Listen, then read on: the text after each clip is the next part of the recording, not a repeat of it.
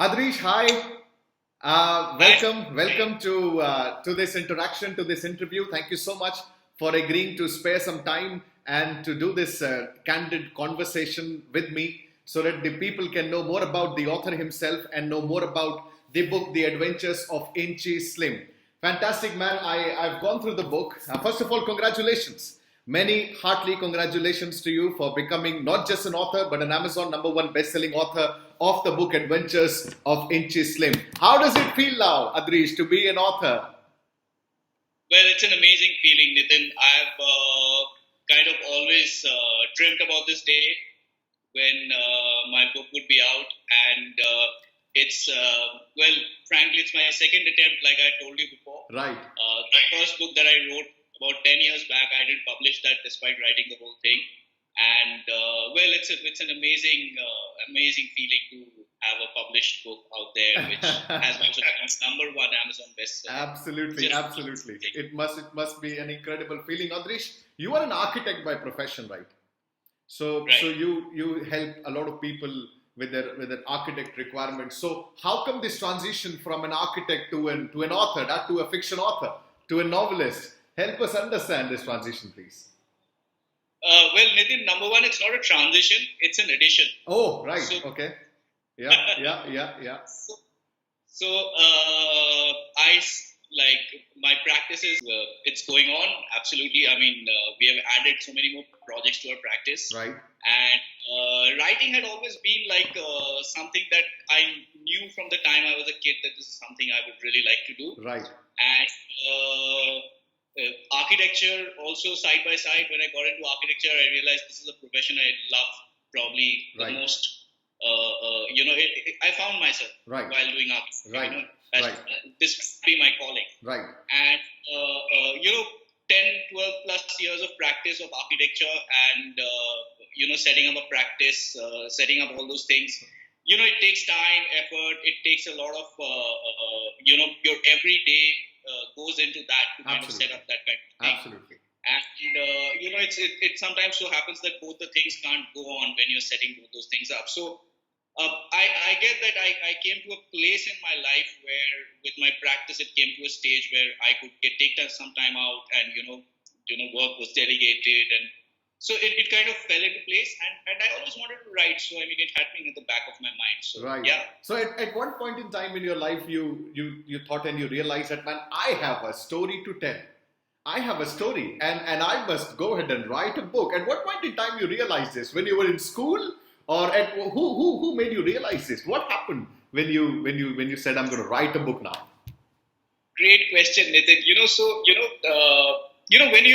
When you like right out of school or right out of college and stuff like that, and you have this like there's so many things which are possible to do in this world, and you're like, okay, which ones am I going to do right now? Right. And so the first book that I wrote was essentially out of the reason that I want to write a book, rather than that I have a story. Okay.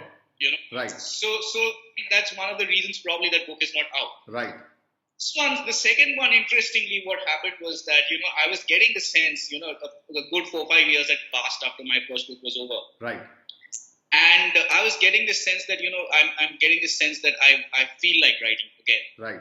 And it had so happened that one of my wife, Tina, her friends was in office, Right. and we were all having lunch and everything. And she happened to have a past in Calcutta as well, where I grew up. Right. And we were just sharing some stories, and I started telling her these stories from school. Right. And the way she received them, she started laughing, and she was falling from a chair, and we had so many stories. We were mischievous kids, yeah. Yeah. Yeah. Yeah. So. So yeah, so we had so many stories, and so that night when I went back home, I was like, wow. I mean, there's so much content already out there. I'm thinking of writing a book. Maybe if I connect all of them up into a sort of a chronological, fictional kind of a Right. scheme. Right. Maybe we have a story out here. Right. Right. Fantastic. So. Yeah. So. Interestingly, one more thing is like way back, like probably in 1998 or something. One of my friends had mentioned that all the stuff we have done, somebody should write this down. Now I'm taking that in the positive sense, yeah. All the stuff that you have done. Okay, right. Nice. I hope the victims are not watching this interview. Right. So your friend said that someone should write this book, and you raised your hand now and you said, I'm gonna be the one.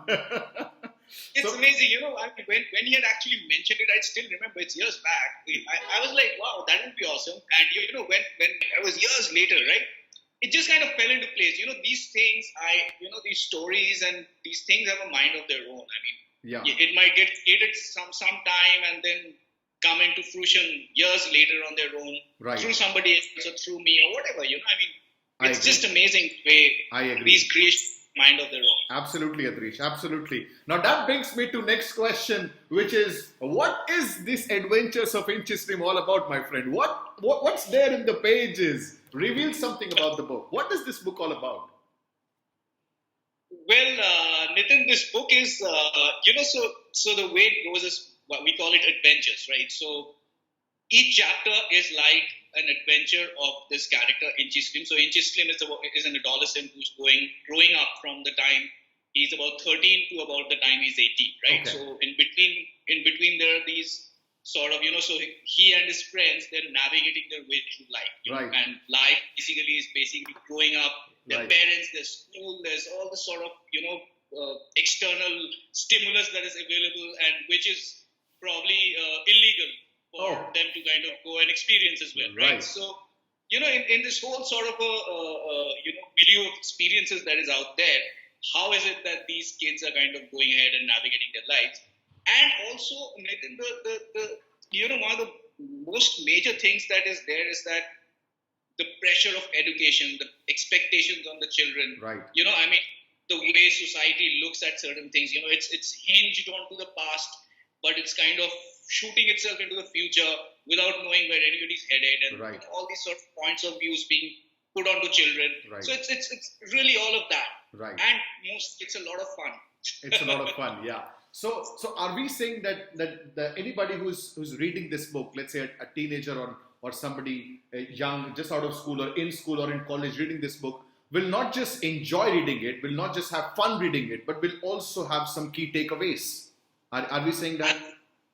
Absolutely, Nitin. I mean, that was probably one of the biggest intentions for me to write the book. It is just not a narrative of what experiences we had, and not just putting that into a fictional form. One of the biggest things, so whenever I do any, like even in my architectural projects, or even one of my key intentions for every creative project of mine has been that what is it that somebody's going to take away from this, Right. So this book is, I get, unbelievably important for teenagers, Right. and it is even more important for their parents. Right. Because what happens is that the parents always get to look at teenagers as them, Right. Right. and Right. what this book would do is that it, for the parents, it's very relatable. The characters are very relatable. So the Right. parents would probably go back to the time they were growing up, Right. and the teenagers would become us. Right. So it would bridge the us and them divide between Absolutely. parents and teenagers, or teachers and teenagers. Absolutely. And the teenagers themselves can also kind of, through the eyes of Inchistream and all the other characters, Right. the misadventures that they're going through, Right. or the stuff that they're doing, Right. all of them is which all of it is like absolutely probably not supposed to be done. It's Right. probably a book of, as I should say, a manual of what is not to be done. Okay. I'm getting the hint now. Right. So I mean, it is absolutely people, teenagers, parents, teachers. I get that if something, they have to really move ahead beyond what our education system has been for the past so many years, which seemingly superficially has changed a lot. But at the end of the day, kids are still committing suicide before exams. Yes. I mean, it's not changed at all from the Yes. perspective that I see it. Yes. My next question to you is, how much of this book is autobiographical, as in out of your own experiences, and how much of it is fictional, my friend? Nitin, damn good question. Even I don't know.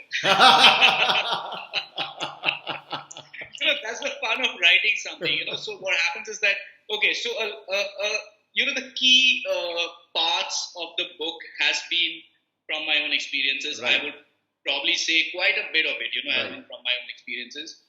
But all the characters, all the locations, there was no intention of malice. There was no intention of, it was not an intentional book which would kind of look at somebody who I was not happy with and writing about that person or something like that.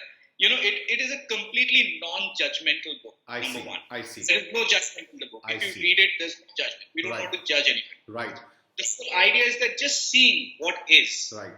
creates so much change, Right. rather than judging somebody and telling that, oh, this is not what's it like. Right. So if you look at it, the whole perspective of the book is that, okay, there were these events that happened, Right. and those events, quite a few of them find their place in the book, Right. and quite a few places are also inspired from the city. So where is generally- this book based out of? Kolkata, if I correctly The remember. book is completely based in Kolkata. I see. It's based I see. Right. So Kolkata folks would fall in love with the book. Will be able to relate to the places and all of it. They can totally relate to them. Right. They can totally relate. Right. And you spent most of your childhood in Kolkata, right? I grew up till the time I was 18. I was in Kolkata. Yeah. I did my schooling there from Calcutta Boys School, Right. and then post that I shifted to Gurgaon for my further studies. Right. And Adrish, now that you have written the book, you said your childhood friends were thinking that someone should raise his hand and write this book. So now that you have raised your hand and written the book, how have they, been talking about what's their feedback about the book now? Now they have the book in hand. Well, the few people who've read them till now, they have been absolutely ecstatic. Right. And we've got a group going in our school, this thing, Right. where the book has been discussed, and they're like, "Thank you so much for writing the book. It just brings out so much." So it's been amazing, that whole experience of friends reading the book and the kind of reviews and stuff like that they've been giving me. It's very, very encouraging, Right. and it's a life they've lived. For my friends, of course, they can relate to 50% of the stories because they have been probably part of it. I'm sure. Right. Adrish, I see a lot of books there in the background.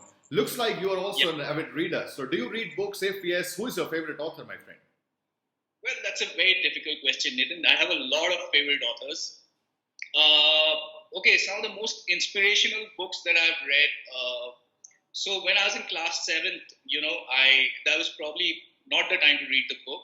But since, I was a rebel anyways at that point of time, I read The Godfather when I was in class from 7th till 8th. And I was like completely mind blown, So, yeah, a lot of the things I won't probably agree with right now, Okay. the way it was done. But at that point of time, it was one of those seminal books that kind of, changed the way we looked at the world and stuff Right. like that. Right. So another great author who I really kind of admire is Gabriel Garcia Marquez. Right. I read The 100 Years of Solitude, and I completely fell in love with the way Right. he was looking at the Right. world and that magic.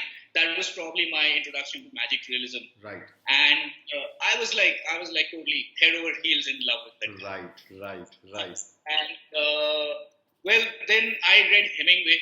Right. And For Whom the Bell Tolls was another book that I read, and I was like, wow, like the way the way the book is written, Right. the way it's cascaded, Right. yet Right. so rich. Right. It's amazing. Like Hemingway changed the world for me as well. I read Hemingway when I think I was 27 years old, Right. and it completely transformed. So of course Hemingway was part of a school syllabus as well, which I opted out of. Right. That particular this thing, because he was part of the school syllabus. I didn't read it Right. because I never read it. So I read it later, and I was like completely mind blown. Yeah. Right. Another author probably who also I read around that time was Milan Kundera, I see. and great. Like the kind of different things that are going on during these times. What this guy is experiencing, Milan Kundera, at that point of time, the way it comes out in the book, to what Hemingway is experiencing. It's unbelievable. Right. It's unbelievable. Right. Right. And yes, lots of authors. I love Kafka on the Shore, Murakami. I love reading, and that's part of it. Great. So these are your favorite authors, and these are the kind of books that you read. Now, my next question to you is: a lot of folks in Kolkata, guys in Kolkata, are looking forward to know more about the launch of the book in the main city, the Kolkata, right? So when is the launch happening in Kolkata, my friend? You have done a couple of launches across the country. Now, I'm sure you are also planning a couple of more launches, especially in Kolkata. So what's the plan? Nathan, great question. So we were planning to, Kolkata is one of the cities that this book definitely would love to go to, and we've already done a launch in Delhi and Chandigarh. Yes. And we are looking forward to doing a launch in Kolkata anywhere between end May or June. Right. I'd keep you updated on that for Right. sure. And I'd love for you to be there Right. during the launch. Right. You've been such an integral part of the book. Right. Thank And you. it will be amazing for us to have you Absolutely. at the launch. Absolutely. All of us, me and the entire team is looking forward to the launch. I'm sure a lot of people in Kolkata are looking forward to the launch. Now, I must tell people watching this video that this book became Amazon #1 bestseller within no time of its release. Now, Adrish, how does it feel to be an architect and to be an Amazon #1 best-selling author of a fiction book as well? How does it feel to be one, my friend? Well, sitting here, I can't really tell you how it feels in terms of because it's just there, right? Right. But overall, I think it's an amazing sense of accomplishment. Right. Right. Our projects, our architectural projects, have been published all across the globe. Right. And we've got projects which have, on YouTube have got more than 45,000 views. Wow. And along with that, my book, becoming an Amazon bestseller. Well, it's an amazing feeling. Yes. I'm very, very grateful for whatever we've managed to achieve. Absolutely. It's a humbling feeling. It's an humbling feeling, right, right. So, Adrish, what advice would you like to give to budding writers and people who are, who have this desire in them to write a book? Just like you said, you knew since childhood that you have stories that you can write. A lot of us have these stories, a lot of experiences that we can write, we can share. But I don't know what is it that stops us from writing and sharing with the world. What advice would you like to give people who are watching this video and who have this hint of some desire in them that they must write this book, but somehow they say, "Yaar, kaun padega? Who's going to read it? Should I write it or not? What will people think about?" What's your advice to people who want to write books? The thing is that if there's an idea and if there's a story, the story is there because somebody wants to read it. Right. So all the doubts that we have in our minds that, who's going to read my story and all that is actually doesn't hold any water. Right. Because the stories come with their readers. Right. And it's how you as a medium, so when you're writing, you're a medium. So the story is there and you're the medium through which the story is coming out. Right. So as a medium, how are you putting it out there in the world, So Right. that is very important. Right. So you really try to look at what is your voice in the story. Right.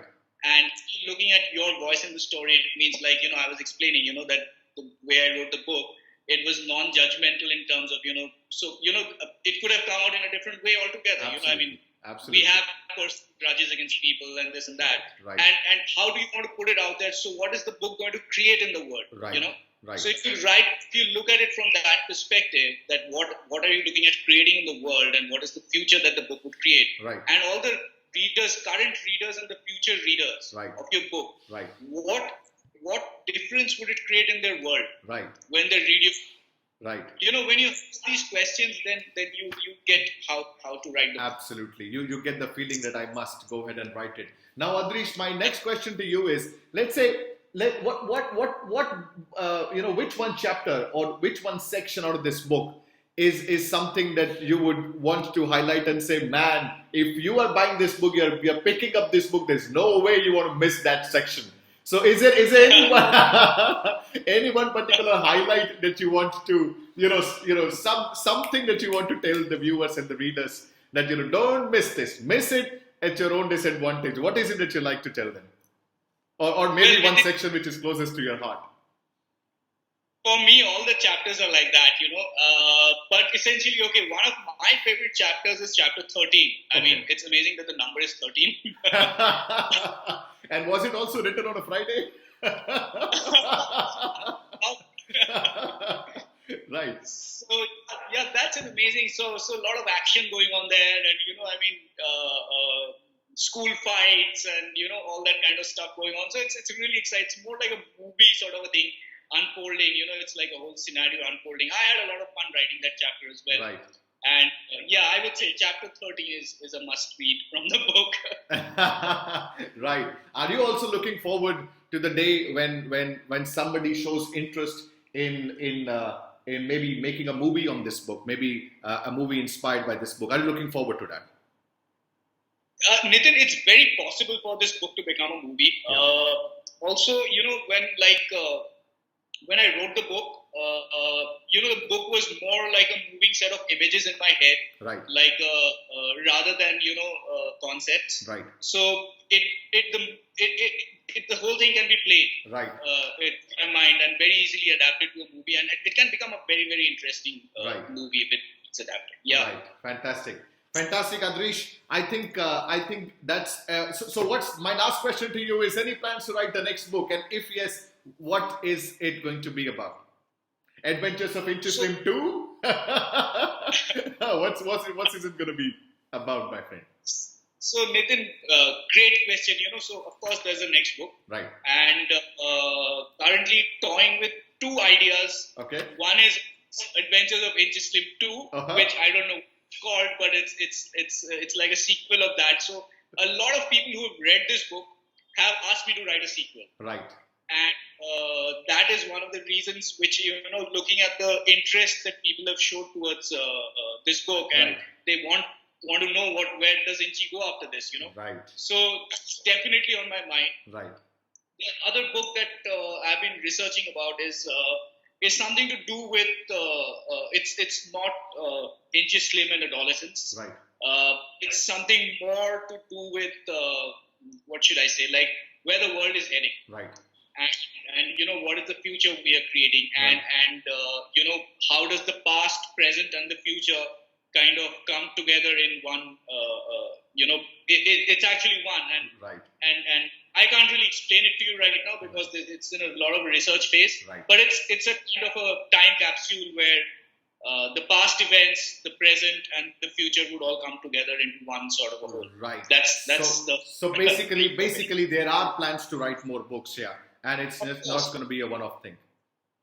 Of course. Fantastic. Adrish, thank you very much, my friend. That's all I wanted to discuss with you. That's all I wanted to know about. Thank you so much for agreeing to spare your time and do this interaction with me and for the viewers. Any last words, any last thing you want to say to people, your friends, your fans who are watching this video and watching you right now? Anything that you want to say to them?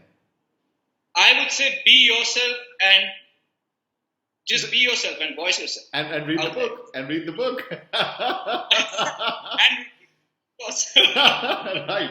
Adrish, how can people get in touch with you? You have a website? Are you there on social media? Yes. So I have a Facebook page of Adrish Chakravarti. There's a Facebook page of The Adventures of Inchy Slim. Right. There's a Instagram handle of Adventures of Inchy Slim. Right. It's called @Inchy Slim. Right. And you can email me at adrish@adrishchakravarti.com. Mm-hmm. I'm available on that. So multiple ways of getting in touch. Fantastic. Great, Adrish. Thank you so much. Looking forward to meet you sometime and get this copy, get a signed copy from you. And also looking forward to see you in the Kolkata launch, my friend. Absolutely, Nathan. Thank you so much. Thank you very much. It's been a pleasure. It was a pleasure speaking with you. Thank you very much, Adrish. Thank you. I'll catch you up later. Thank you.